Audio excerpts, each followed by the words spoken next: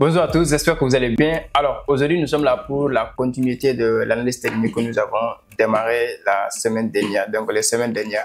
Alors nous avons fait la tendance de BOS, nous sommes aujourd'hui, on va parler de source et de fake source. Donc là, je vais partager mon écran rapidement. Donc si c'est la première fois que tu tombes sur nos vidéos, je t'invite à t'abonner et à activer la cloche de notification pour ne pas rater les prochaines vidéos, parce que l'ensemble de ces vidéos sur l'analyse technique, c'est un processus d'évaluation que vous devez prendre pour faire une bonne analyse technique. Donc l'approche que j'utilisais depuis l'ouverture des graphiques jusqu'à la prise de position et le management de position, donc c'est un processus. Donc je vous invite à rester jusqu'à la fin de la vidéo, parce que je pense que cette partie de la vidéo est très intéressante pour pouvoir savoir dans quel genre de position vous devez favoriser dans votre prise de décision. Alors on va aller partager l'écran.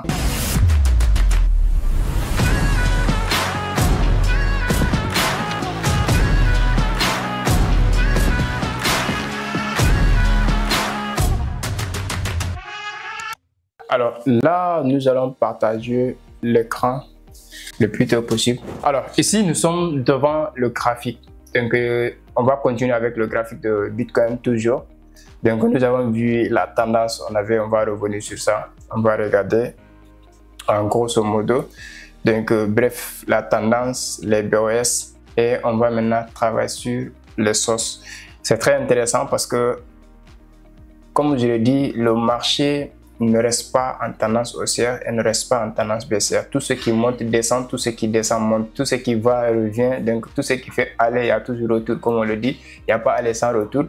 Donc vous allez comprendre maintenant quand est-ce que le marché a commencé ses retournements, quels sont les signes qui valident que le marché a changé de tendance. Donc c'est de ça qu'on va s'accentuer aujourd'hui. Cela vous permettra de savoir, ok, nous sommes à la fin d'une tendance, il va falloir qu'on prévoit une autre position, soit si on était en achat, on va favoriser maintenant la vente. Si on était en vente, on va maintenant faire attention pour pouvoir détecter les tendances ou les positions d'achat. Donc là, on est devant BTC. On va revenir sur l'ancienne tendance que nous avons déjà détectée, donc qui est là, tant que le graphique s'actualise. On va maintenant travailler un peu sur la tendance haussière. Là, nous sommes maintenant dans une des anciennes tendances. Par exemple, si nous prenons la tendance baissière, ici on était dans tout ça, c'était le bio market. Alors si nous regardons dans le bio market, on a le BOS, on avait déjà parlé de ça. Donc on a encore un autre BOS, on a déjà parlé de ça. On a encore un autre BOS ici, on a déjà parlé de ça. Donc ici on a le dernier BOS qui s'est formé ici. Donc on a déjà parlé ici. Alors nous voyons ici déjà les sommets et les creux qui deviennent de plus en plus bas. Les sommets et les creux qui deviennent de plus en plus bas.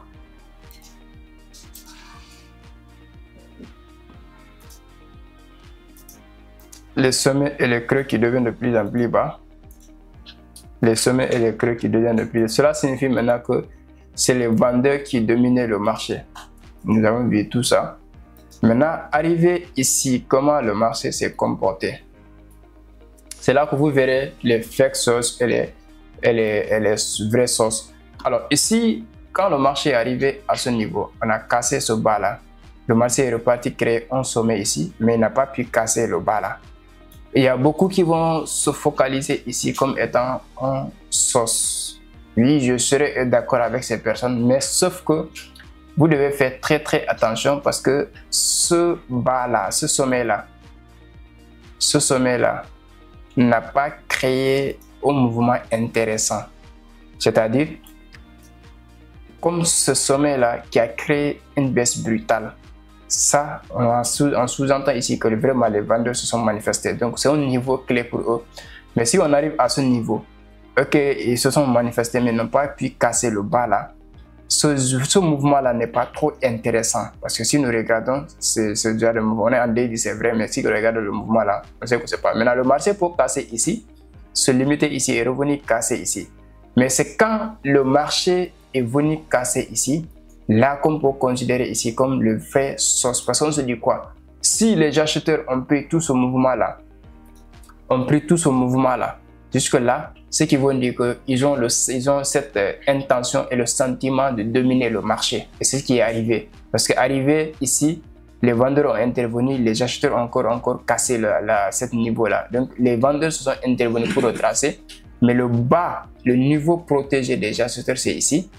Donc, d'autres, on dira ici en SMS, c'est-à-dire failure swing low.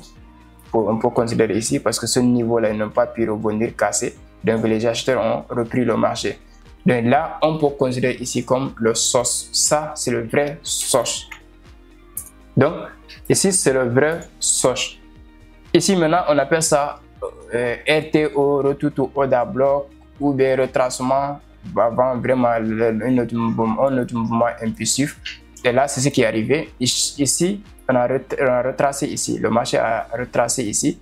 Ici, on a l'imbalance qui était là. Le marché a tracé jusqu'à 50% de l'imbalance. On va parler de ça dans une nouvelle vidéo. Donc, vous allez comprendre c'est quoi l'imbalance et quelle est son importance et tout. Donc, ici, quand le marché est revenu, on a retracé. Et si nous regardons le retracement, si nous prenons l'outil Fibonacci que je vais briefing expliquer ici, l'outil Fibonacci, c'est un outil qui nous permettra de voir après une impulsion jusqu'où le marché peut retracer avant que les acheteurs interviennent encore sur le marché. Et la majeure partie, c'est la zone 0,50, 0,60. Donc, il peut arriver jusqu'à 0,78 dans des cas où il y a des liquidités ou des imbalances en bas qui doivent combler. Donc, la majeure partie, c'est les zones 0,50, 0,61 que le marché réagit la plupart. Et c'est ce qui a exactement été fait ici, si nous regardons. Donc, ce niveau-là a fait réagir le prix. Ce niveau-là a fait réagir le prix. Donc, si nous regardons de 0,50 à 0,61 où le prix a réagi dans la zone. Donc, ici, il nous a donné confirmation. C'est une position d'achat pour investir. Ça, c'est pour l'analyse des investisseurs. Maintenant, si c'est spéculation, il va falloir venir dans les time frames inférieurs pour pouvoir minimiser ton stop loss. Maintenant, ici, si c'est l'investissement, tu peux investir, tu laisses le marché faire ce qu'il a à faire. Donc, ici, c'est une zone d'entrée. Après le source, donc, confirmation que les acheteurs voulaient vraiment renverser la tendance. Retracement, donc dans la zone 0,50, 0,61 de Fibonacci, de l'outil Fibonacci qui est là. Donc, l'outil Fibo, retracement Fibonacci. Donc, le mot Fibo, j'espère que la personne en tant que telle, vous allez essayer de faire des recherches sur lui.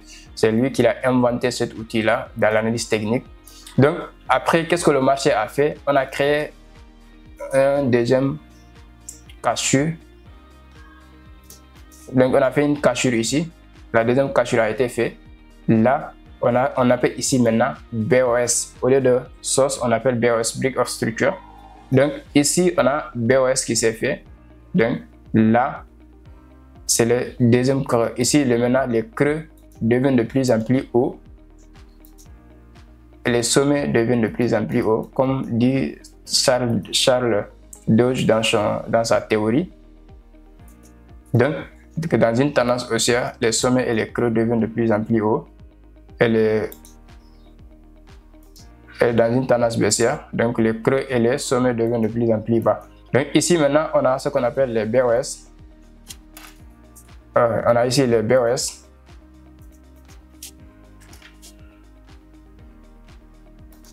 Ici, on a BOS. Donc ici, les creux sont toujours protégés. Ce creux-là est protégé malgré qu'on est venu dans la même zone, dans le même niveau, mais le creux n'est pas cassé. Tant que le creux n'est pas cassé, les acheteurs défendent toujours le niveau d'achat. Donc, le niveau d'achat sont toujours protégés. Et là, on est revenu encore créer un sommet, creux, sommet, et là, on est en retracement comme ça. Donc, le dernier creux, c'est toujours ici. Tant que ici, c'est protégé, on peut considérer que la tendance est toujours haussière. Donc, tout ce mouvement qui est là, ce sont des mouvements de retracement qui sont là. Ça, c'est un mouvement de retracement. Pourquoi? Parce que quand ce creux a été, je vais vous montrer, quand ce creux a été créé, ce creux a créé un mouvement impulsif qu'on va essayer de, ici on a BOS. Alors ici, ce mouvement impulsif, on appelle comment? Ça, on appelle rallye. Ça dit qu'un mouvement de base, d'impulsif qui s'est fait. On a une petite base qui s'est créée, c'est-à-dire petit range qu'on appelle la base. Donc, on appelle ça base. Là, on a rallye, base, rallye. Donc là, cette zone de base, le marché a tendance à revenir dans cette base parce que c'est un niveau psychologique des acheteurs. Donc psychologiquement, les acheteurs attendent que le prix revienne ici pour encore acheter plus. Donc ça fait que depuis le mois, ceux qui sont dans le groupe Telegram, j'espère qu'on avait déjà fait cette analyse depuis le mois de mars, si je ne me trompe pas, au moment où le prix était là. Je me disais, j'ai fait l'analyse, je disais que le Bitcoin va venir dans la zone là avant de partir. Donc, il y avait, comme le Bitcoin est venu à 70 000 $, les gens se disent Bitcoin à 100 000 $, et puis le halving va arriver Bitcoin, mais ils ne savent pas qu'après le halving, le marché retrace avant d'avoir plus de demandes encore. Donc, c'est ce qui a fait que le marché est venu. Donc, il y a beaucoup d'ordres qui étaient placés ici, d'ordres d'achat. Donc, quand ils ont venu, ils ont cassé la zone pour prendre beaucoup de stop loss, ce qui a été fait aussi. Maintenant, le prix est en train de retracer encore. On est dans cette phase de consolidation qui est en train de se faire. Donc, après cette phase de consolidation, nous allons maintenant assister à une autre expansion haussière. Donc, ce qu'on appelle la phase d'impulsion haussière qui va se faire après. Donc, tous ceux qui ont pris des positions d'achat, que ce soit en investissement, en spéculation, donc nous sommes dans cette fourchette où les acheteurs et les vendeurs tirent le prix en phase de consolidation baissière. Donc après, dès qu'on casse ce niveau-là, on va aller chercher un nouveau high. Donc c'est comme ça que ça se passe. Donc après avoir compris la tendance, les BOS dans une tendance baissière, les BOS dans une tendance haussière, donc comprendre déjà les sources et les flex sources. Donc là, on va essayer de voir aussi dans une autre tendance baissière, supposons, parce que ici on était dans une tendance haussière, on était dans une tendance baissière dimanche. Donc là, le source c'est montré dans le changement de tendance pour aller à la hausse. Donc on a identifié les sources et les tubes. Donc maintenant, essayons de voir dans une tendance baissière comment les sources se manifestent. Supposons on prend ce niveau là. Là on était dans une tendance haussière. Là on était dans une tendance haussière où le sommet, les creux deviennent de plus en plus hauts. Jusque là, on est passé dans une phase de après on a dit qu'on a consolidation, expansion, consolidation, et là il y a distribution. Ici on peut dire que c'est une phase de distribution qui s'est faite. Donc il y en a deux stratégies que les gens essaient d'identifier, les 4 phases du marché: la phase d'accumulation, la phase expansion haussière, la phase de distribution et la phase d'extension baissière. Alors ici, si nous regardons, ici arrivé à la distribution, si nous utilisons le Smart Money Concept, donc on va dire quoi ici? Ici on a un BOS. Ici encore pareil, on a un BOS. Mais on voit que ici les creux et les sommets deviennent de plus en plus hauts. Ok, ça c'est le dernier sommet. Mais arrivé ici, qu'est-ce que le marché a fait? Il a cassé le high là, c'est vrai, mais il est venu casser le low, ce qui nous a donné un source ici. Ce qui nous a donné un source ici. Les spéculateurs, ils peuvent spéculer sur ce prix-là, ou même les investisseurs peuvent commencer à vendre leur partie. C'est-à-dire qu'une partie de leur gain, ils peuvent même vendre 90% de leur profit sur le Bitcoin et attendre peut-être les 10%. Et ce qui est réellement passé, on a BOS, le dernier BOS, ensuite le source change of character qui s'est fait ici.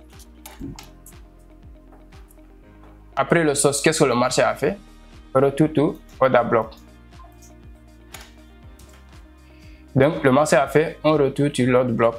Qu'est-ce que l'order block? L'order block, c'est une manière de manipuler le marché. Alors les market makers, qu'est-ce qu'ils font? Ils font croire, arriver dans une zone, ils font croire, faire croire par exemple qu'ils vont acheter. Ensuite, ils vont vendre brutalement. Et ce vente brutal va essayer de casser donc le niveau de creux qui est là. Supposons ça, c'est le niveau de creux. Qu'est-ce que le prix est venu? Quand le prix est venu, il n'a pas cassé au premier moment. Là, ils ont fait croire aux gens qu'il y a l'achat qui doit se faire. Les gens devaient acheter à ce niveau. Ils ont créé des ordres d'achat pour attirer les acheteurs, pour créer la demande. Quand la demande a été faite, qu'est-ce qu'ils ont fait? Brutalement, ils ont vendu. Et quand ils ont vendu, le prix a cassé le niveau de support des acheteurs, et ce qui a créé le source. Maintenant, le prix a tendance à revenir dans la zone. Maintenant, vous allez dire, ah, mais pourquoi le prix a cassé la zone? La deuxième raison est que ici, on a une zone imbalance. L'imbalance, c'est l'écart des prix, donc entre l'offre et la demande. Donc ici, on a, par exemple, la mèche de ce bougie devait se croiser avec la mèche de ce bougie. Donc cet écart de prix doit être comblé. C'est ce qui a fait qu'arrivé à l'ordre bloc, ils ont donné quoi? Signal de vente. Tous les traders qui utilisent les patterns, ou encore appelés les bougies de confirmation, ils vont prendre position à partir de là. Parce que ici, ils vont dire étoile du soir. C'est vrai et c'est réel. Même moi, si j'avais vu ça, je vais prendre position. Maintenant, je ne sais pas où je vais mettre mon stop loss. Ou peut-être ils vont prendre mon premier SL avant de repositionner encore. Mais ici, ça va donner confirmation d'achat, de vente. Maintenant, imagine que là, vous avez pris votre position ici. Vous avez mis votre SL ici. Qu'est-ce qu'ils vont faire? Ils vont créer encore l'ordre d'achat. Acheter ce qu'on appelle buy stop liquidity, prendre les liquidités. Et là, ils vont venir combler l'imbalance. Et là, maintenant, le marché va donner une confirmation de sell. Et là, ils ont, dans cette fourchette-là, maintenant, je peux prendre position de sell. Maintenant, ici, si tu avais pris position, qu'on a pris ton stop loss, si tu as fait un bon money management, tu vas encore avoir de capital pour trader encore. Maintenant, ici, quand le prix revient, il te donne une confirmation. Ici, là, maintenant, ici, on a encore étoile du soir, bougie haussière 2J et bougie baissière. Là, retracement, tu prends position de sell, tu mets encore ton sell ici.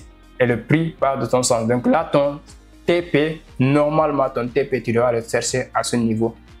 Si tu es spéculateur. Maintenant, si tu es investisseur, si tu vends ici, c'est pour prendre tes profits d'achat que tu avais fait précédemment. Donc, voilà un peu l'importance d'identifier la tendance, identifier les BOS et pouvoir identifier les vraies sources. Et surtout, voilà. Donc, prochaine vidéo, j'aimerais m'accentuer beaucoup sur l'imbalance parce que c'est très intéressant. Je vais vous donner juste un cas d'imbalance ici, mais dans beaucoup d'autres cas, vous allez comprendre l'importance de l'imbalance dans votre soit investissement, soit trading.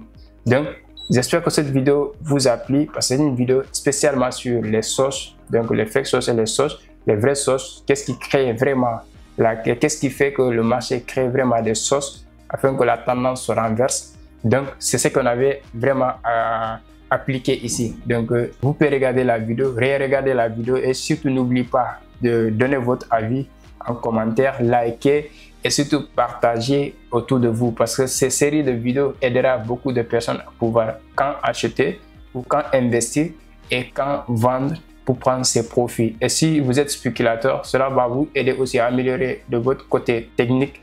Maintenant, il reste encore beaucoup de choses à apprendre, surtout du côté psychologique et les gestions émotionnelles et gestion de trade. Là aussi, il va falloir passer par vraiment des mentorats qui vont vous aider à vraiment se maîtriser face au mouvement du marché.